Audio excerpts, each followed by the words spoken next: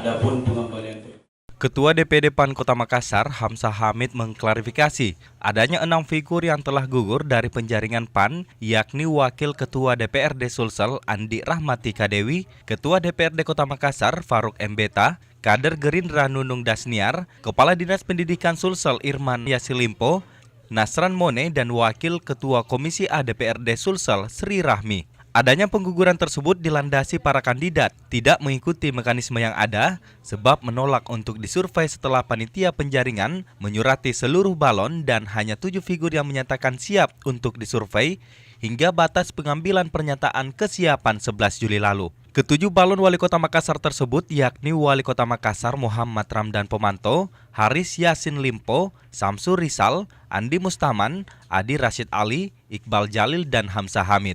Saat dikonfirmasi Jumat 14 Juli 2017, Ketua DPD PAN Kota Makassar Hamzah Hamid mengatakan terjadi miskomunikasi antara LO.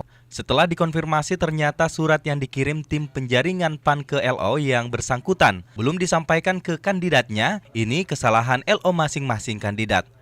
Hal ini diperjelas dengan adanya telepon beredar kandidat ke Partai Amanat Nasional seperti Andi Rahmati Kadewi, Faruk Mbeta, dan Imran Yasilimpo. Setelah dikonfirmasi, ternyata itu suratnya belum sampai. Jadi ini kesalahan di LO masing-masing.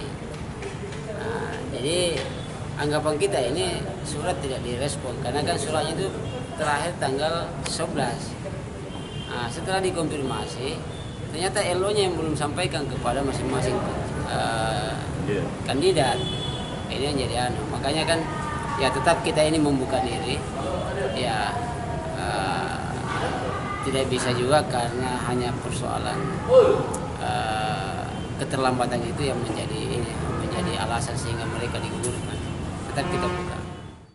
Hamzah Hamid menambahkan, jika Partai PAN akan memberi kesempatan kepada 6 bakal calon tersebut sampai tanggal 15 Juli 2017 terkait keseriusannya mengikuti tahap selanjutnya dari proses pendaftaran balon wali kota di Partai Amanat Nasional. Setelah itu PAN akan melakukan fit and proper test kepada seluruh bakal calon yang terdaftar di PAN Makassar. Musdalifah Lestari Ra'u, Fajar TV dan Fajar Radio melaporkan.